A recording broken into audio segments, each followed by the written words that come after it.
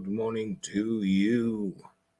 It must be 5 a.m. Eastern Standard Time somewhere out there because it's 9 for another edition of Hardison's Tips. I'm your host, Brandon Hardison, President of Champion Strategies. Glad to be with you. And we do this for all of our brothers and sisters that are in the vertical of sales, whether it's key account, major account, up and down the street, in-home sales, copier sales, automotive sales. We want you to be the best that you can be each and every day. So you're getting ready for the first weekend of our great December. And so some of you hopefully have appointments for today. And if you haven't got some, let's get some structured for tomorrow. But while you're getting dressed, let me unpack this. I want you to think about a way for an action plan for 2022. Once again, we need to start thinking about how we can get an action plan together for 2022. And I'll let you know, it still won't be enough, but at least you have a rudder to guide you. And that's why, because many businesses have a loss action plan, and they think that's enough. It's a plan where action, however inherently fluid, is based only on evolving sales action. However, it can be inherently fluid based on evolving sales answers to key questions. Questions like, what size pipeline do we need for the next sales period? What do our ideal clients look for? What can we do for these clients better than our competitors can do? You see, these type questions may have been answered in the trial and error, that first sit, that second sit. But as the business starts and you want it to grow and you want to adapt to different processes to change this growing company, the answers may become clear. In other words, sales pipeline goals are what we're shooting for. Ideal clients upon our side, we have to get them personally developed. And the value of positioning yourself to win at all of the clients. That is our ultimate goal for what we're trying to do. Now, is there many ways of getting there? Sure it is. How about using a well-defined sales process? Oh, Hardison, you're always talking about sales processes. That's all it's about. It's about your people, your product, and your processes. So having a defined and careful crafted sales process can help you in any organization. Knowing when it is in terms of sales performance, when the organization and where we're trying to take it, and how are we going to get there? The sales process is all beneficial to the business owner because it can help identify backgrounds and responsibilities, authorities, performances, to keep us on track.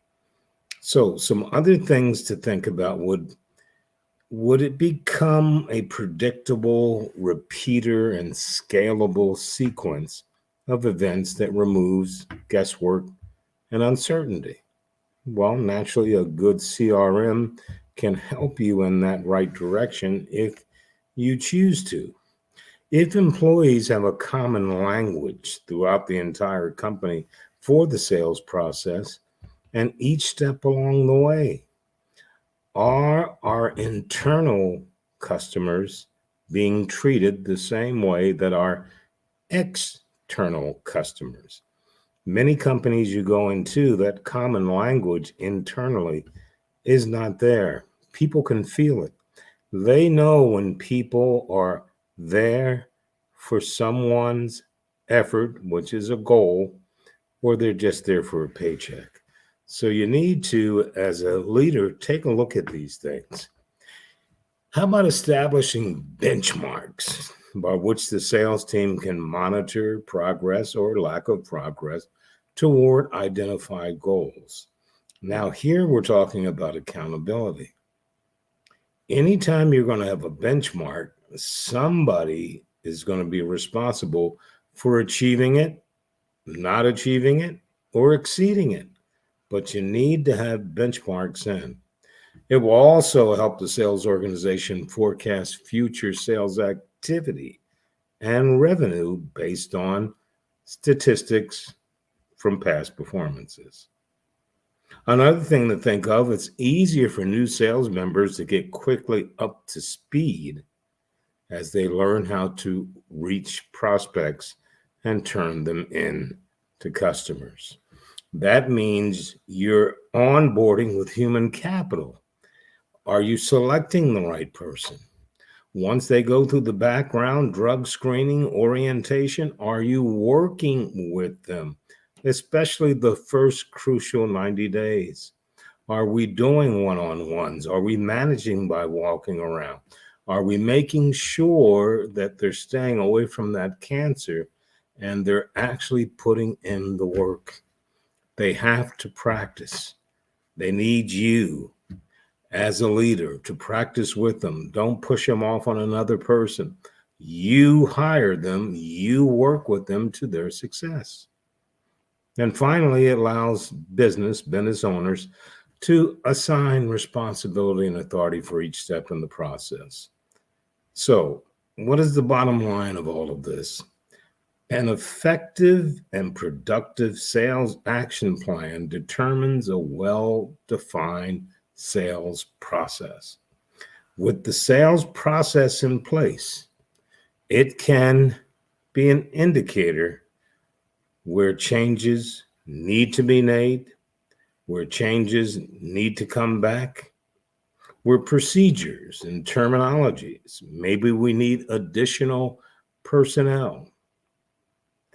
Once we've established, once again, a good, well-defined sales process, it will take you to the next level.